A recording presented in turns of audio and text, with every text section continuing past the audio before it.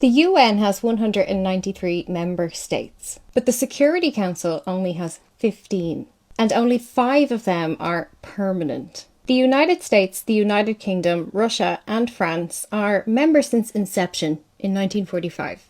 China was made a permanent member in 1971. These 5 countries have something called a veto, meaning they can block any proposal. It only takes one no from any of these 5 countries to completely kill any resolution. When the UN was founded in 1945, 1/3 of the world's population lived under colonial rule. Britain alone ruled over 450 million people. In 1945, Winston Churchill, Franklin Roosevelt and Joseph Stalin met at Yalta in Crimea. These men had a post-war conference to agree how they would divide up the world between them. 5 empires, every one of them extracting wealth, labour and resources from another country. These are not peacemakers. They are the 5 biggest exploitation machines on Earth. And in 1945, they wrote the rules to suit themselves, and then spent the rest of the century trying to convince you that that was done in your best interests. In theory, any of those 193 members can propose or sponsor any resolution. The General Assembly can debate and recommend, but when it comes to drafts on peace and security, they must go through the Security Council. So immediately you've whittled down choices on war from 193 members to 15. Even if you have 14 members of the Security Council in favour, even if you have 192 of the 193 countries in favour, even if billions of people are marching in the streets and screaming outside the door that this isn't fair, if one of these 5 says no, that's it. Since 1945, Russia has vetoed resolutions more than 120 times. Second in place in the world's biggest asshole competition, the United States has blocked over 90 different resolutions. Since 1972, there have been 53 vetoes on Israel-related resolutions. It's been 55 years since 1972. That's basically once a year.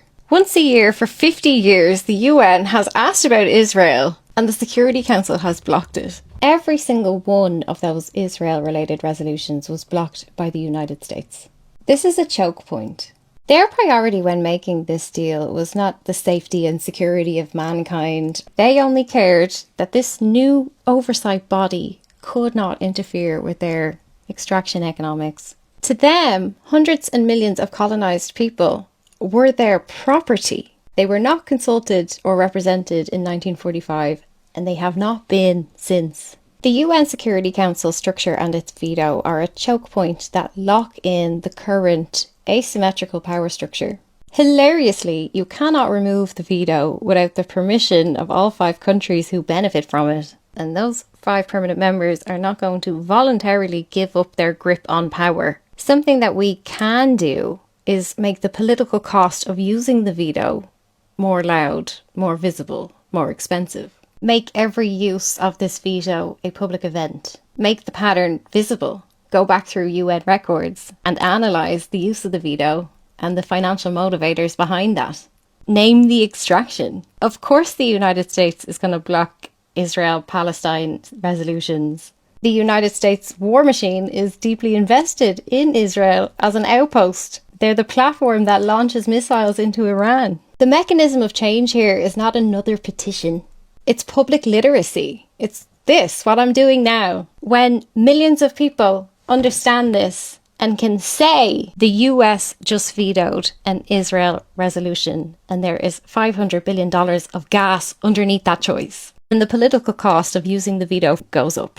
There are 3 interlocking reasons why this has persisted for half a century, even though it is absurd on its face. The first reason is that most people in the United States and the United Kingdom and France and Russia and probably China do not get taught the mechanisms of the UN Security Council in school. You know the UN exists. Some people know that there's a veto. A smaller percentage understand that that means they can block anything. They say the UN is useless and then move on. This structure relies on that ignorance. If the lock is never explained to you, how do you ask for the keys? I mentioned at the start that these countries were responsible for over 1/3 of the world's population. Countries who were colonised got colonial education. Behind me is the Macaulay Minute on Indian education. This was a policy directive written for the East India Trading Company. British Empire itself writes on colonial education. In their own words, it was designed to create a class of persons, Indian in blood and colour, but English in taste and opinions, who could act as interpreters between us and the millions whom we govern. The documented purpose of colonial education was to produce a thin administrative layer, locals, Indian in colour, who think like the colonizer, make you speak like the colonizer and think like the colonizer and run the colony on behalf of the colonizer. Not to educate a population, to produce clerks. Now look what's happening. African countries unable to reverse colonial pattern of education. What's more important than what was taught is what was not taught. African schools were rarely given technical, science or commerce. No economy for you. Now, half a century after decolonization, people are starting to realise that these education systems are completely dysfunctional. In Western textbooks and BBC explainers, the veto is always framed as a necessary check or a stabilising mechanism. They are still repeating Churchill's paranoid framing that this is the only way to prevent a great power conflict. I'd argue it's the only way to ensure one perpetually when you keep allowing 5 states to extract and steal everybody else's wealth.